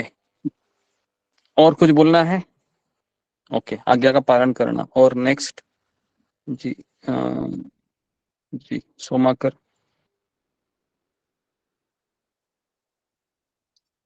गुरु की कृपा पाना, क्योंकि वो जो मैंने खाना जो उनको मिला था वो गुरु ने ही उनको दिया था, तभी उनको मिला। तो मुझे लगता है गुरु की कृपा ही मिला था उनको। ओके, उच्छिष्ट जी। उसके बाद ऋतुपूर्णा। हरे कृष्ण गुरु जी, दंडवत प्रणाम। सभी भक्तों को दंडवत प्रणाम। गुरु जी, मुझे भी यही लगता है कि हम अपने आप जब किसी का झूठा खा लेंगे ये नहीं हो जाएगा। जो गुरु हम अपने हाथों से जो देंगे हम उसको खाएंगे तो हमको उनकी कृपा प्राप्त होगी, और इसी को ही गुरु जी उच्छिष्ट कहते हैं। ओके, देखिए उच्छिष्ट खाने के लिए पहला है कि हमें उनका समर्पित शिक्षा होना बहुत जरूरी है, क्योंकि जब किसी का उच्छिष्ट हम खाते हैं तो वह व्यक्ति उसके पाप लेता है, ये पहला। ओके, और दूसरा है कि आज्ञा का पालन करना भी उससे बहुत जरूरी है। अगर हमारा उतना है कि मैं कर सकता हूँ, कर सकती हूँ जीवन भर, तो हम उच्छिष्ट ले सकते हैं। और कभी कभी वह व्यक्ति भी देता है, लेकिन ऐसे काफी रेयर होता है। ऐसे 3 चीजें हैं जिससे भक्ति में तुरंत प्रगति होती है। कौन सी वो 3 चीजें हैं? पहला है चरणामृत, भक्त का चरणामृत। दूसरा है पदधूलि, पदधूलि। और तीसरा है उच्छिष्ट। ओके जी। अभी मेरा अगला सवाल है, प्रसाद में, महाप्रसाद में और महाप्रसाद में क्या फर्क है? वापस सवाल सुनिए। प्रसाद में, महाप्रसाद में, या फिर प्रसाद किसे कहते हैं, महाप्रसाद किसे कहते हैं, और महाप्रसाद किसे कहते हैं? जी, कौन इसको उत्तर देना पसंद करेगा? फिंगर को रेज कीजिए।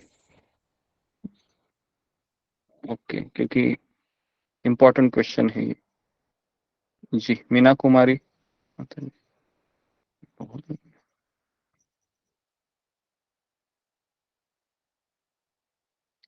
ओके, अनुराधा। प्रकाश। हरे कृष्णा गुरु जी, आपको दंडवत प्रणाम। महाप्रसाद जो भगवान को भोग लगाया जाता है और जो भक्तों में बांटा जाता है उसे प्रसाद कहते हैं। हरे कृष्णा गुरु जी, मुझे मैं ये सोच रही शादी ओके, महाप्रसाद। जी जी, धन्यवाद अनुराधा। उसके बाद जी लक्ष्मी देवी जी। हरे कृष्णा गुरु जी, परमात्मा के साक्षात दर्शन प्रसाद का मतलब है। साक्षात दर्शन, बाप रे, आप तो एकदम हाई लेवल पे चले गए। ओके, कृष्ण मोहन सिंह प्रभु जी। दंडवत प्रणाम गुरु जी। जो भगवान को जो अर्पित जो हम चढ़ाते हैं वो प्रसाद हो गया गुरु जी। जो ओके, और जो महाप्रसाद आपने बताया था, जो आपको अवसर प्राप्त हुआ था, जो सभी जो भक्त जब भोजन कर लेते हैं और उनको थाली से जो उच्छिष्ट बचता है उनको इकट्ठा करके और वो जो बांटते हैं, आपने एक बार बताया था वो आपको मिला था वो महाप्रसाद, और जी उससे जी जी भक्ति जी में बहुत ही ज्यादा प्रगति होती है वो महाप्रसाद से। जी जी जी। ओके, तो सब लोग इसको अग्री कर रहे हैं कि महाप्रसाद मतलब भक्त का उच्छिष्ट, महाप्रसाद मतलब भगवान ने पाया हुआ, और प्रसाद मतलब हम जब मिक्स करते हैं ना वो महाप्रसाद, उसमें वो प्रसाद होता है। समझ में आया? फिर से तीनों अच्छे से डिफाइन। महाप्रसाद मतलब जो भगवान को मैंने प्लेट में भोग लगाया है और उस प्लेट में जो अवशेष होता है ना, उसको कहते हैं महाप्रसाद। और जब वो महाप्रसाद मिक्स करते हैं किसमें, हमारे जो बड़ी क्वांटिटी में प्रसाद होता है ना, तो हो जाता है प्रसाद। हम घर में ऐसा ही करते हैं ना, या फिर सारा पूरा बर्तन पकाया हुआ चूल्हे से डायरेक्ट भगवान के सामने रखते हैं?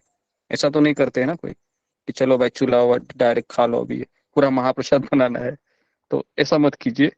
अब प्लेट में थोड़ा सा एक व्यक्ति के लिए जितना रहता है, और हमेशा नमक और थोड़ा सा तीखा है ना, आप वो हमेशा रखते जाइए।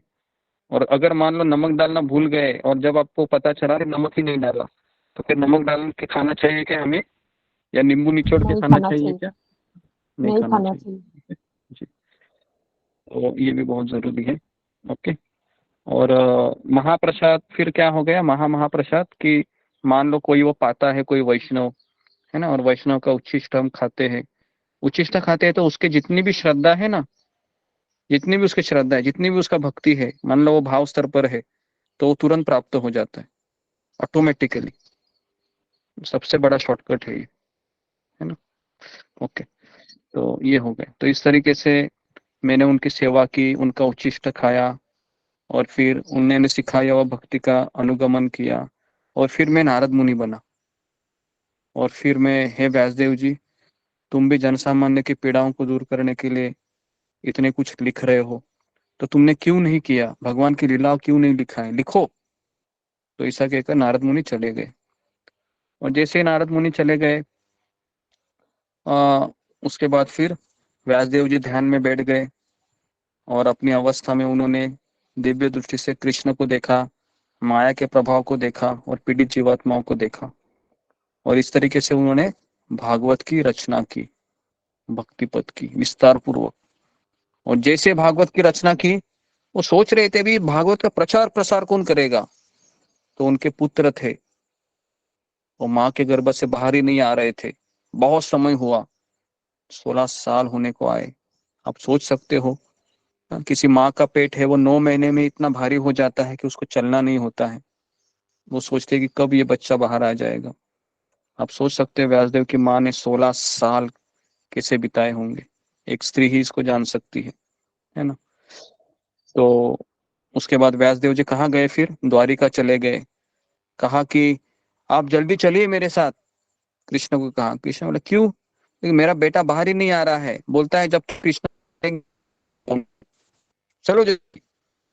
कृष्ण बोले कि ठीक है ठीक है। जैसे ही कृष्ण गए व्यासदेव जी के घर में, और फिर कृष्ण ने उस बच्चे को कहा कि तुम आ जाओ यहाँ से, मेरी माया तुमको स्पर्श नहीं करेगी। तो जैसे ये भगवान से जब उनको इंश्योरेंस मिला, तो हमारे आचार्य कहते कि बेस्ट इंश्योरेंस प्लान है ये, कि भगवान कहते कि तुम आओगे माँ के पेट से और तुमको मेरी माया छुएगी नहीं, है ना। हमें तो रोज माया छूती है, माया छूती नहीं, हम माया में ही रहते हैं, बराबर ना। ऐसे माया में रहते हैं कि, है ना, माया बोलती है आ जाओ आ जाओ आ जाओ आ जाओ, और हम बोलते हैं हाँ हाँ मैं आ ही रहा हूँ, है ना। तो एक बार प्रभुपाद के पास भक्त गए और कहा कि प्रभुपाद जी, मैं आ, मैं कभी कभी माया में जाता हूँ और हमेशा मैं चैंटिंग करता ही रहता हूँ। तो प्रभुपाद बोले तुम कभी कभी कृष्ण के पास रहते हो और हमेशा कहाँ रहते हो, माया में माया रहते में माया बस। हो। तो हमें भी ऐसा लगता है कि नहीं, कभी माया कभी में रहते। हमको भी कभी कभी ऐसा ही लगता है कि मैं हमेशा कृष्ण में रहता हूँ, हमेशा कृष्ण में रहती हूँ। हाँ, लेकिन गुरु बताते हैं तुम कभी कभी रहता है ना कृष्ण में, और हमेशा कहाँ में रहता है, माया में रहता है। तो इस तरीके से, तो मानवता के समस्त दुखों को नष्ट करने वाली कृष्ण भक्ति ही भागवतम का गुह्य संदेश है। तो इसके लिए हमारे दुखों को अगर विनाश करना है, देखो अभी जितने भी भक्त आए हैं भागवत सुन रहे हैं, आप सोच रहे हो पुरुषोत्तम मास में भागवत सुनना ये कोई आसान बात नहीं है। काफी लोगों को यही पता नहीं, सभी लोगों को लगता है पुरुषोत्तम मास मतलब बस केवल थोड़ा सा उपवास करो या थोड़ा सा सीरियल देखो, अच्छा महाभारत रामायण जैसा, बस हो गया। लेकिन एटलीस्ट हम प्रभुपाद की कृपा से इसको समझ पा रहे हैं कि पुरुषोत्तम मास में हम भागवत सुबह शाम सुन रहे हैं, है ना। तो हम जब इस शरीर को छोड़ेंगे तो एटलीस्ट हमारे खाते में ये सब जमा हो रहा है कि भैया पुरुषोत्तम मास में कितना गुण रहता है, कितना गुना फल होता है। तो एक हजार ऐसा गुना। कि हाँ 1000 से भी ज्यादा, क्योंकि कार्तिक मास में 1000 गुना होता है, तो करोड़ गुना फल होता है जो पुरुषोत्तम मास में 16 एक लाख माला भी गुना, करता 16 है लाख ना गुना। जी। हाँ 16, हाँ जो सोचिए, है ना। तो आप कितने भाग्यशाली है ना, कि एटलीस्ट घोर कलयुग में पुरुषोत्तम मास में भागवत सुन रहे हैं सुबह शाम, है ना। तो इस तरीके से निष्ठापूर्वक भागवत का श्रवण करने से कृष्ण प्रेम जागृत होता है और समस्त शोक मोह एवं भय नष्ट हो जाता है। तो इस तरीके से भगवान के कई अवतार होते हैं। तो एक बार गौरांग प्रभु है वह जन्माष्टमी, तो मैं जब क्लास खत्म हुआ तो गौरांग प्रभु ने वह जन्माष्टमी की स्टोरी सुनाई थी आकाशवाणी की। पूछना है गुरु जी आवाज कट रही है, शुरू से गौरांग प्रभु का शुरू से पता नहीं लगा। गुरुजी आपकी आवाज ना ब्रेक हो रही है। हरे कृष्ण। हाँ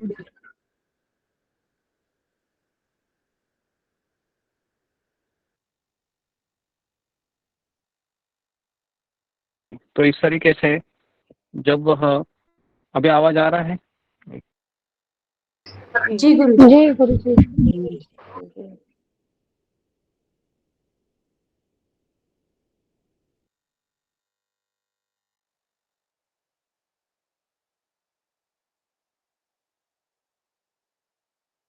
हरे कृष्णा। तो जब वो जन्माष्टमी में क्लास दे रहे थे तो एक लड़के ने फिर वो हैंड रेस किया था, तो उसने सवाल पूछा गौरांग प्रभु को कि जब आकाशवाणी हुई थी तो कंस को पता था कि देवकी का 8वां पुत्र है, वह उसको मारने वाला था। तो कंस को इतना भी बात चमकी नहीं क्या कि वह वसुदेव जी को एक जेल में रखते थे और द्रौपदी और इनको सॉरी देवकी को एक जेल में रखते थे। तो गौरांग प्रभु ने उत्तर क्या दिया? गौरांग प्रभु ने कि कंस आईआईटी नहीं गया था, है ना, क्योंकि वो आईआईटी का कॉलेज था। तो इस तरीके से कई लोग हैं वह ऐसा सवाल करते हैं कि अरे भगवान को, है ना, भगवान को आना है तो भगवान कैसे भी आ सकते हैं, और अगर भगवान को जन्म लेना है ना, भगवान को जन्म लेना है तो भगवान को माँ और पिता की जरूरत होती है क्या? स्त्री पुरुष की कोई जरूरत नहीं है ना।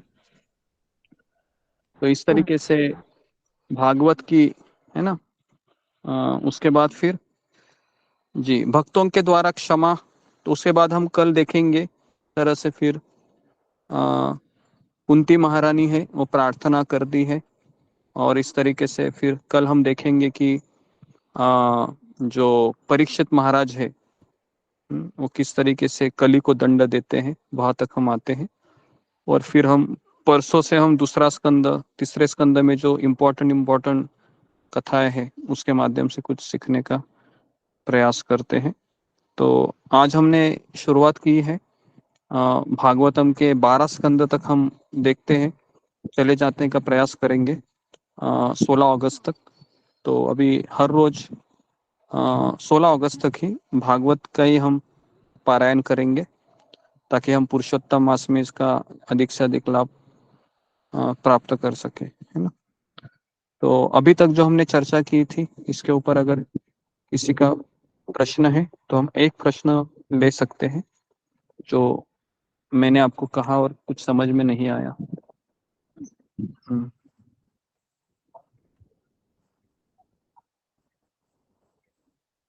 फिंगर फॉरेस्ट जी, रेखा बंडाले। हरे कृष्णा गुरुजी, दंडवत प्रणाम। सभी भक्तों को दंडवत प्रणाम। गुरुजी, वो जो आपने प्रसाद के बारे में बताया, प्रसाद महाप्रसाद महाप्रसाद, तो वो जो महाप्रसाद है मतलब वैष्णव का उच्छिष्ट, वो हमें लेना हो तो उसके लिए वैष्णव की परमिशन चाहिए या उनसे बिना पूछे खा सकते हैं? नहीं, परमिशन लेना बहुत जरूरी है, क्योंकि वो बिना पूछे लेंगे तो क्या होगा, भगवान भी तो चाहते हैं ना कि सही में वो पूछ के ही लेना चाहिए। लेकिन कभी कभी ऐसे होता है कि बिना पूछे भी, जैसे मैंने किस्सा सुनाता हूँ आपको। अभी जब मैं पहली बार वृंदावन में गया था, वृंदावन यात्रा गुरुदेव के साथ, राधानाथ महाराज जी के साथ, परम पूज्य 2004 में, तो वहां पर एक पंडाल में सारे प्रभुपाद के शिष्य हैं वो प्रसाद ले रहे थे। तो उस समय मैं बहुत नया था, पहला वृंदावन यात्रा था। अचानक किसी ने महाराज जी तो चले गए हाथ धोने के लिए, और फिर वो प्लेट लेके उनका सर्वेंट है वो बाहर आए, और फिर वह काफी लोग एकत्रित हुए। तो मुझे तो कुछ पता नहीं था, मैं वहां पर बड़ी शॉप बांट रहा था। मुझे पहला सेवा मुझे मिला था वहां पर। जब कोई खाना खाने के बाद, पता है ना, बड़ी शॉप खाते हैं, सोप खाते हैं, तो मैं वहां पर कुर्सी डाल के बैठा था। मेरे पास एक बड़ा ऐसा ये दिया था जिसमें बहुत सारे ये थे, बड़ी शॉप वगैरह थे, और मुझे चम्मच भी था, चम्मच से मैं दे रहा था। अचानक देखा कि काफी लोग हैं, भीड़ इकट्ठा हुई। तो क्यूरियोसिटी होती है ना, ट्रेन में कैसे भीड़ इकट्ठा होती है, तो कोई भी न जाने वाला भी व्यक्ति झांक के देखता है क्या हो रहा है करके। तो मैं भी चला गया उधर। मैंने देखा कि कुछ एक व्यक्ति है, सैफरन कपड़ा पहना था और दो दो दादने बांट रहा था चावल के, और उसके हाथ में कुछ प्लेट था, तो सबको दे रहा था, और सब लोग हाथ आगे कर रहे थे, तो मैंने भी हाथ आगे किया ऐसे। तो मुझे तभी 2 चावल के दाने मिले थे, और सब लोग उसको खा रहे थे, तो मैंने भी उसको खा लिया, है ना। लेकिन बाद में मैंने पूछा कि ये क्या था, तो उन्होंने कहा कि अरे पता नहीं कि क्या है, राधानाथ महाराज का ये उच्छिष्ट महाप्रसाद है। बोला अरे ऐसा खाना रहता है क्या? अरे फिर किसी को मिलता नहीं है, खा लो। तो इस तरीके से जी, तो इस तरीके से अभी, उस समय तो हम बिना पूछे ही सब लोग ले रहे थे, तो क्योंकि किसी को ये अवसर मिलता भी नहीं है, क्योंकि पूछ के तो मिलता नहीं है, तो बिना पूछे ही लिया जाता है ऐसा। लेकिन सही इसका मार्ग है कि पूछ के लेना चाहिए। ओके ओके, तो मैं यहाँ पर रुकता हूँ, ओके, क्योंकि मुझे फोन आ रहा है। तो आपका सबका बहुत बहुत धन्यवाद। हरे कृष्णा कृष्णा कृष्णा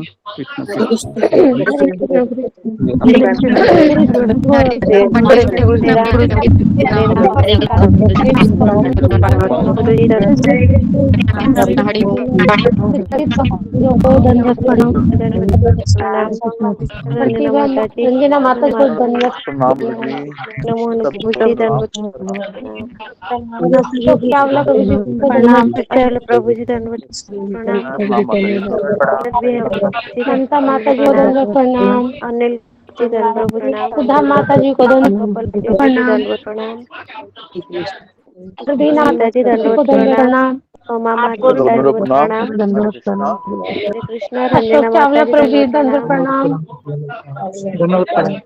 सुषमा माता जी धन्यवाद प्रणाम झुमा माता जी सरिता माता जी को प्रणाम धन्यवाद प्रणाम। राधा माता जी को धन्यवाद प्रणाम। भक्तों को दंडवत प्रियंका प्रणाम। हरे माता जी धन्यवाद प्रणाम कृष्ण माता जी धन्यवाद प्रणाम माता जी सबको सुमन दंडवत। माता जी को धन्यवाद प्रणाम। कृष्णा ममता माता जी धन्यवाद प्रणाम ममता माता जी को धन्यवाद प्रणाम। हरे कृष्णा सभी हरे भक्तों को मेरा कृष्णा सभी धन्यवाद भक्त जनों को धन्यवाद प्रणाम। प्रणाम।